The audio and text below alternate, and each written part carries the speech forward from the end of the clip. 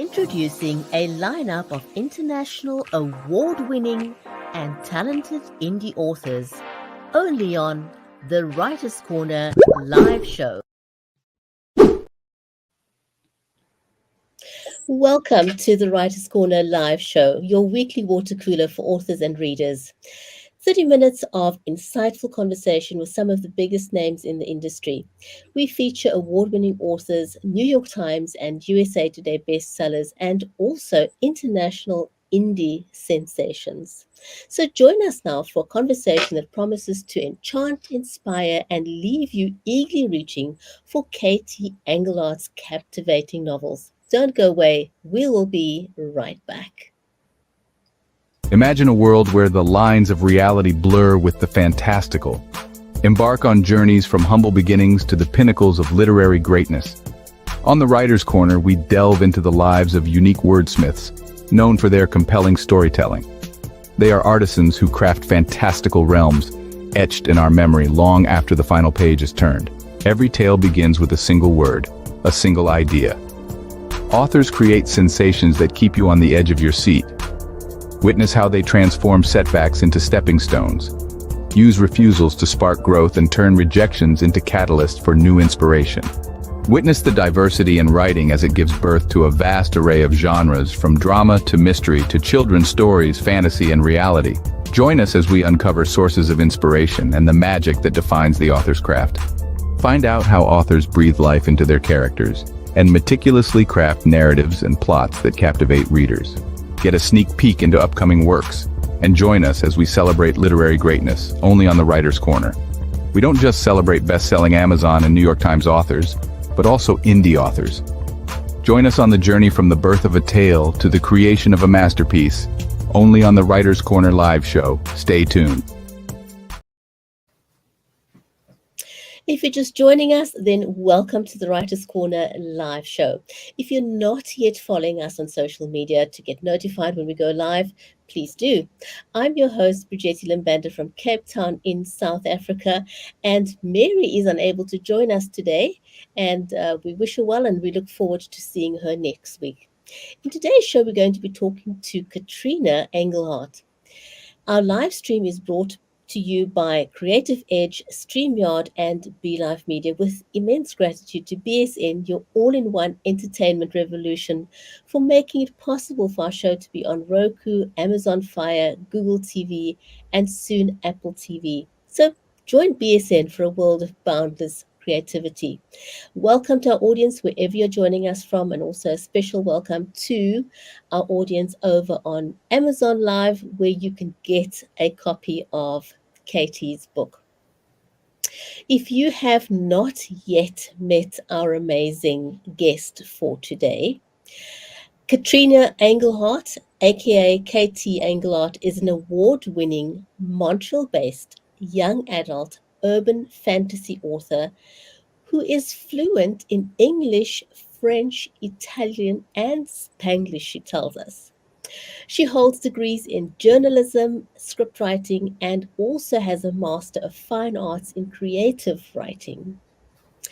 The Wizarding World, the Realm of Narnia, and Parallel Dimensions inspired The Wise One, while her exploration of Ireland and Scotland inspired the Scottish Scrolls series. Katie also runs the Magic Dwarf Press, inspired by her Netherland dwarf called Magic. Let's invite her to the show, shall we?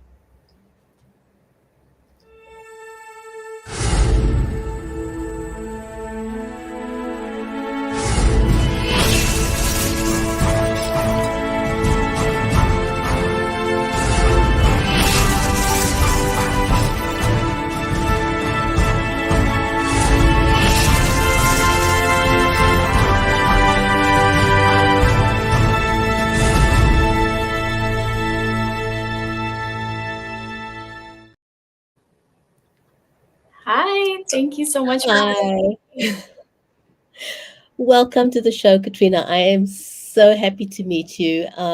As I said to you before we started the show, I'm always so amazingly grateful to meet all the authors. After 6 years, Mary and I still don't get tired of it, because each author journey is so unique, and we always look forward to getting to know our author a little bit better.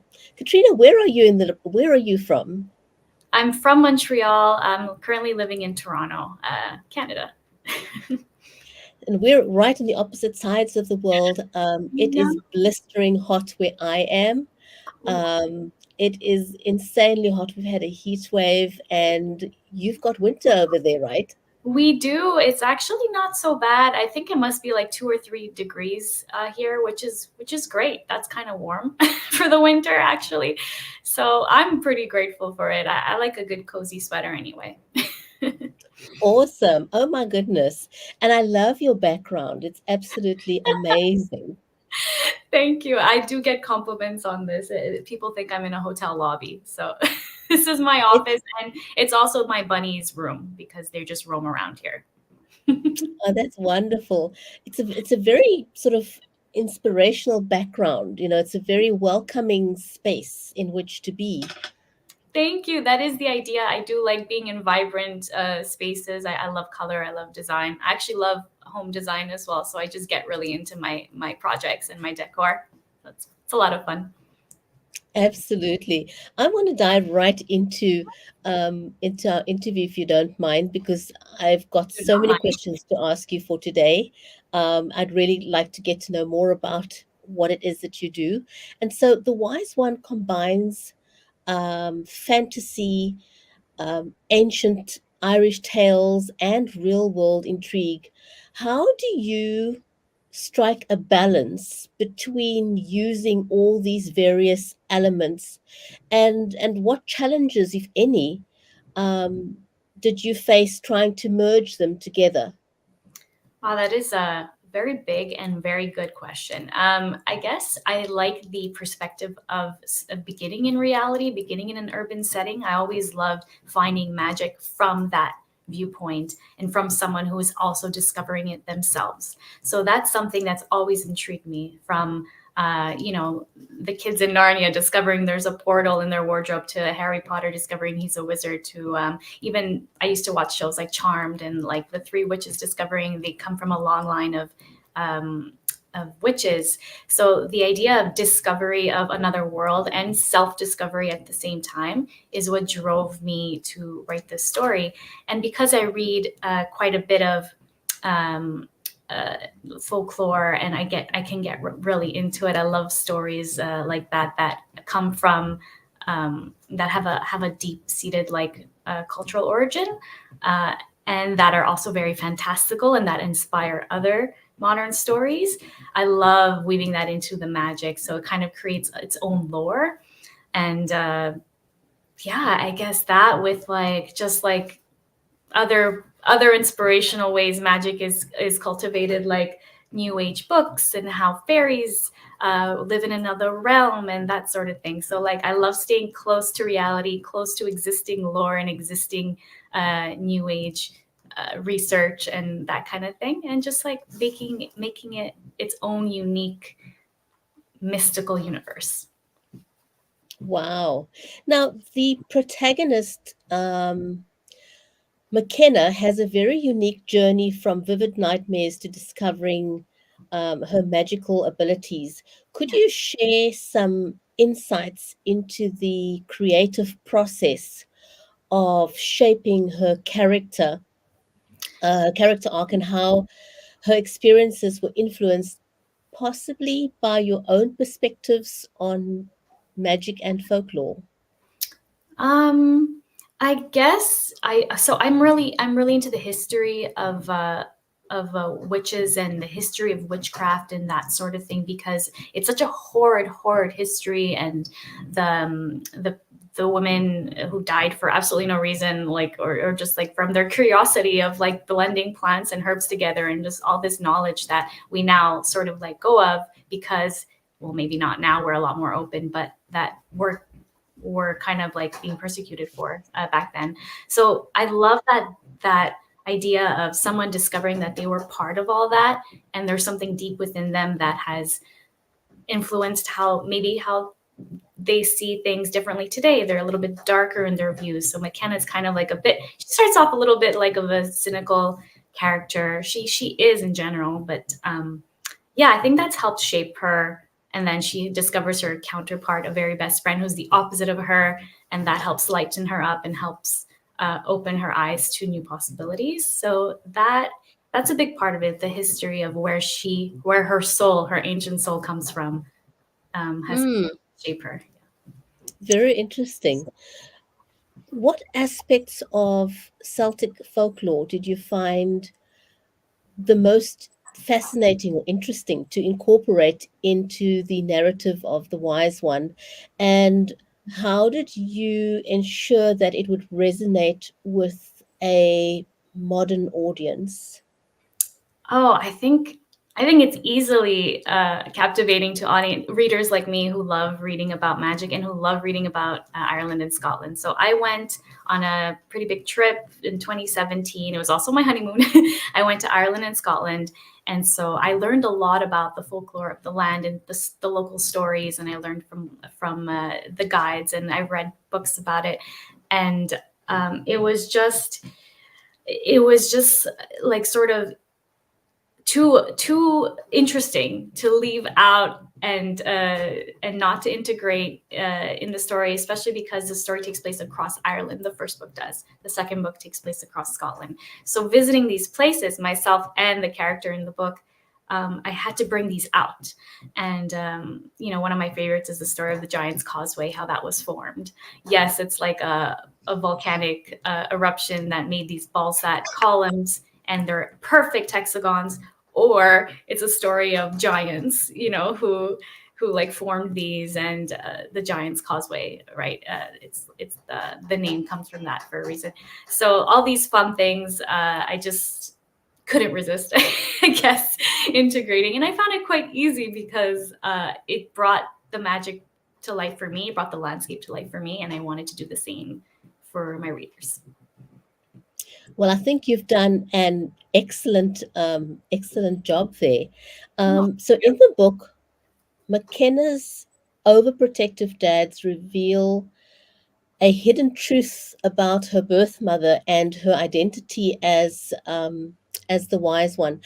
How did you approach portraying the family dynamics and the discovery of one's true self in this magical context? I don't know. I it wasn't the easiest, I guess, because so it takes place in 1991. I'm a 90s kid, but I was born in 1991, so I'm not really sure of what life was like exactly being a teenager back then. But I do know it was rougher for people who come from a diverse background. So she grew up with two dads, something very different back in the day, like something kind of like weird and like, just not conventional.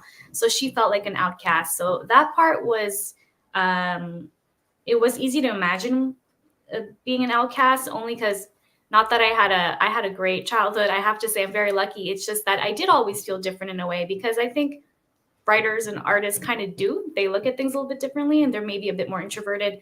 So I kind of overplayed that a little bit more, of course. And she does feel extremely. Oh, I heard a weird sound. Sorry. I don't know. I heard like cats meowing or something. Oh no, that's the birds around me. It was like, yeah, that's what I heard. Anyway, so yeah, just working with that upbringing, imagining. That's what writers do, right? They imagine being in other people's shoes, and they research more about it and how that must have felt, and like talking to people who maybe did grow up in different background and had like a bit more trouble in school and like not quite fitting in with the regular kids, that sort of thing. And then like just having, and then the idea of discovering that she has a birth mother, so she never knew she had a mother, really. Her dads told her like it was a surrogate, we sought out a surrogate and that was it. Like you don't really have a mother. And then when she finds out she does, she of course feels like that piece betrayed, almost betrayed, number one. So she's like, I'm out of here, I'm searching for her. And also just like that piece of herself that she's always known was missing is like, okay, I need to fill that. So that's the other, which is I'm sure such a common reaction. It's like, I find out I have a relative that I never knew of, a close relative, a parent. It's like it's like an innate feeling to want to seek that out. Yeah, I think definitely so for anyone born in any century in any part of the globe. You want to know where you come from, and especially your birth mother is something I think that is important to everyone, and I think therefore it makes the story relatable to anyone. Yeah, I do hope that, and the fact that she's a teenager makes her so much more impulsive. So there's not enough time to think of the consequences of leaving and going out to find her. It's like, let's go, let's do this. So Very that part, impulsive. yeah, she's extremely impulsive. Yes. Oh my goodness. Now, the book has received praise for its rich European folklore. Could you share a lesser known folklore element or inspiration that you incorporated into the story that possibly adds a layer of depth for readers who may not be familiar with these traditions? Oh my gosh, there's so many little tidbits of it throughout. I won't. Uh, I'm so bad at recounting stories, and they're all quite long. So I would say the Giant's Causeway is my favorite one, and the one that's the most that I get into more in the book. The others are kind of more like for instance, like they pass through the Inuk Valley in near Connemara or in Connemara, and they it's known to inhabit the woods there are known to be inhabited by gnomes and fairies and that kind of thing. So that's stuff that's true to the folklore of the land. But in terms of stories, one of my favorites is in Scotland, but that's in book 2. I won't get there. But yeah, the Giant's Causeway, just the story behind that is really kind of funny, and just the idea that the land was formed by 2 giants who were fighting, and then it's a lot longer than this. Again, I'm very bad at re-explaining stories. I have to write them down. But one of them essentially runs away and breaks the causeway behind them so that the formation stops sort of in the water, which is across from Scotland. And that's why on the other side of the water, there's a small island that belongs to Scotland that has the same causeway that's broken. So that's where the idea comes from, where the giant kind of broke it behind him, so the other giant couldn't catch up with him from the Giant's Causeway in Northern Ireland. So that's only one aspect of the story. It's quite a long story, but I guess that's the one probably my favorite. Oh, fantastic. So the Wise One captures both the magic and the landscape of Ireland. How did your personal experiences or travels influence the setting of the story? And why did you choose Ireland as the backdrop for her story? So I've had this longing for Ireland and Scotland for as long as I can remember. It began with Ireland. My English teacher was Irish, and he's the one who inspired me to write. He's the one who inspired me to tell stories, and he would tell the best stories. He had such great stories. And he had this the famous leprechaun story of when he spotted a leprechaun in the hills of Ireland when he was a kid, and he would end the story with, "And then I reached out," and then the bell would ring, and he timed it like this every year to every one of his classes, and no one knew the ending of that story. So, and then I just got into I just had looked into Ireland more when I was around 13, and I started writing my own book that took place in Ireland, actually, in high school. Never finished it, but there was always something about it, and then I just knew that this book would take place there. There's just so much history, especially Neolithic history, which to me means kind of ancient magic. Because, for instance, there's a passage tomb called Newgrange there that's unbelievable in the way that it's aligned with the winter solstice every year. How the sun beams right into the tunnel and lights up the center chamber.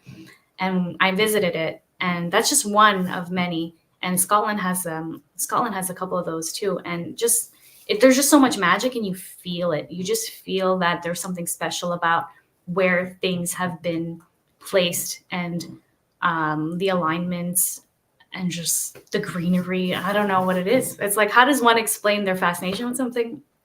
I don't know, but it's there. It's always been there. Amazing. Now, Katrina, your readers have described the book as a visual experience that stays with them. How did you approach creating scenes that resonates that strongly with readers? Were there any specific visual elements or scenes that held a personal significance to you that made you portray it in such a convincing manner? Oh, wow. That's so nice to hear.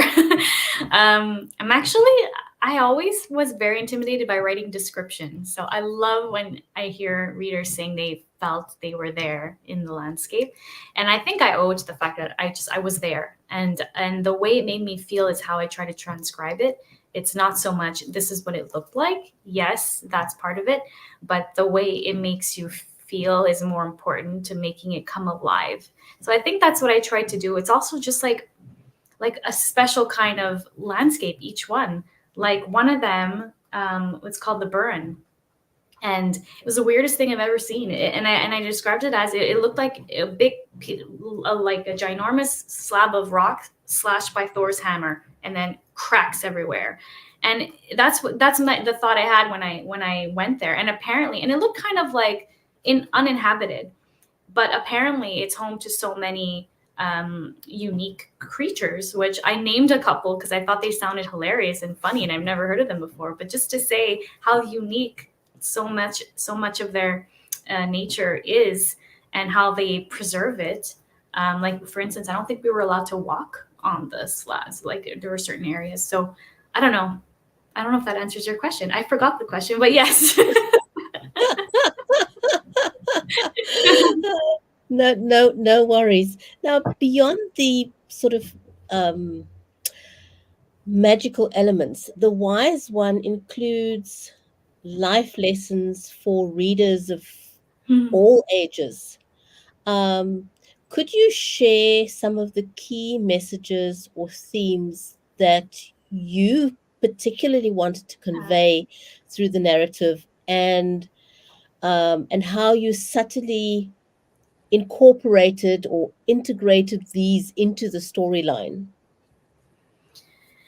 Wow, yeah. So definitely environmentalism and being aware of how you're treating the environment, and how it's going to respond to you depending on how you're treating it, and just connecting with nature. And one of the biggest things I like to say is, I like to remind people of in the book, is that we come from nature, so we have to treat it that way. Like we are kind of, when we're grounding, for instance, and centering, we have to remember we're part of the ground that we're on.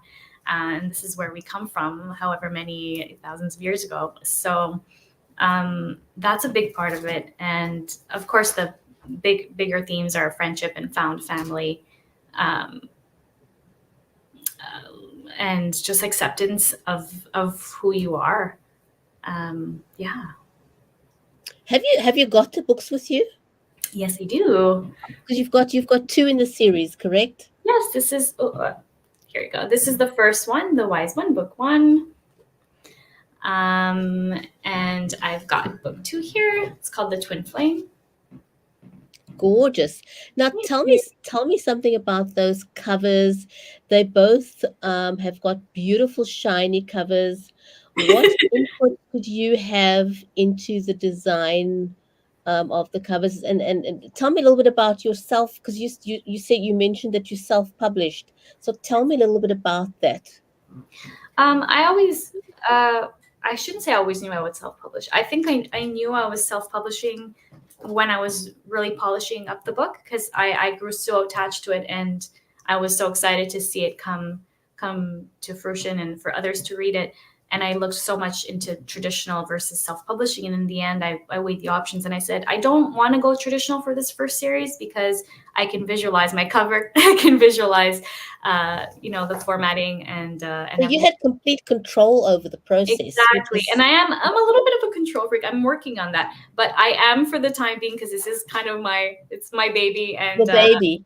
and I didn't want to wait possibly 5 years for publication. It's like I feel like the magic is gone after that, and I was really into just getting this the way I saw it, both visually and the story itself in my head. So everything's professionally done, formatted, cover design, printed, and everything. So it's distributed from Ingram Spark, which means it'll go to any bookstore, so you can order online from absolutely anywhere. Did you get a designer for the covers? Did you have, what was your input in there? Melissa Williams design. It's totally my input. I kind of told her what the story was about and the main elements and the colors I liked. The first book I did visualize being green, from Ireland, from nature, for many reasons. It's probably my favorite color too. So she kind of nailed it. Like she just like returned it with, and I barely had anything to say. I think I was like, just add a sparkle. Like honestly, she's phenomenal. Melissa Williams design, highly recommend. She's great. And the same with the second. I said, I visualized it red. These are the main elements. It came back to me nearly perfect. And yeah, there wasn't very much back and forth between us because she's so good. But yeah, total creative input on that. Yeah, that's what's great about self-publishing. If you see it a certain way, but it's still very important to get it professionally done. Someone who has a lot of experience, because you can just tell. You can tell cover that's been done very quickly or by the author, because if they're not professionals in design versus someone who knows how a cover should pop, Absolutely. And oh my goodness, I'm always fascinated by how these professional artists can translate something that actually only resides in your head. I know. It's not like you say to them, here's a canvas, have a look from this, work from this. They're literally working from inside your head, something that only you see. So I think that they are really special people to be able to translate what you want the world to see. So well said, because even the font, I'm just looking at the font. I didn't even tell her what I wanted or what. She's just like, I loved it. She's like, this is your font. And I'm like, I love it. So it's like, they're great. They're great at what they do. Seek out a professional cover designer. That's amazing. No negotiation if you're asking me. Yeah. So now you are self-published, and you've done an amazing job, like really. Super congratulations on what you've done. But you also have a publicist. Now tell us why you have a publicist. Yeah, because it's a little difficult I got this interview through my publicist. Thank you very much, Mickey. And he has great connections, and he just helps you get out there more. Podcasts. I've done so many podcasts now, and webinars and that kind of thing. And it's a lot of fun. I meet a lot of people through there. And otherwise, I'm not sure who to reach out to. I'm not sure how to reach out. Some people are a bit iffy about responding to authors, and they'll respond more positively to a publicist. He's going to help he's helped me get reviews too, which is so important. I would highly, highly recommend, self-published or not. I think having a publicist is a great idea. There's a lot of books out there. You're always, I wouldn't say competing, because people will read as much as they can digest. But I would say like competing with space to have your book pop up like online. Like there's just so many that are competing for ad space and stuff like that. So it can be very difficult to have your book pop up to the readers that you want them to. So I think the best way, especially when you're starting off, is just getting in front of them through the channels that they watch and that they listen to. I think Mickey does a great job. And the way I always like to kind of explain it to people is like getting a lawyer. You can arrive in the courtroom by yourself. It's quite okay to do that. But, people will respect you more. They'll be a lot more careful and cautious if you arrive there with a really, really good lawyer. And so this is you arriving in the public domain, at a library, at events, with a publicist at your side. And you're kind of saying, I've arrived. 100%. That's the way I like to explain it. That's very good. Yes, I love it. And I love anything to do with lawyers, so I love the analogy. I watch too Well, many. of course, your publicist knows so many people out there. So, if you're a new author and you're wanting to get published, definitely look into Yes. a publicist. And like lawyers, like doctors, not all publicists are equal. Find somebody that you resonate with. Such good. Because Honestly, you've got to have a good relationship with your publicist. Yes, very important. And I wish someone would have told me the first time around, because this is we started working together just before the release of my second book. But I wish she was with me from the first. I think it would have been really helpful. But I'm glad we're together now. And yeah. Wonderful. We're out of time, unfortunately. I think I could talk to you for an entire That hour. was so fast. Me too. Katrina, thank you so much to our amazing audience out there on all our different social media channels. Thank you so much for joining us. Thank you for the amazing support. If you are watching us over on Amazon Live, please go and grab a copy of Katrina's books. And fantastic cover. Beautiful. Thanks, everyone. We'll see you next week, back same time on another episode of the Writers' Corner live show. Take care and goodbye for now. Thank you for joining us on the Writers' Corner live show. 30 minutes of insightful author conversations with some of the biggest names in the industry, including award-winning authors and international indie sensations. Join us on the next episode of the Writers' Corner live show.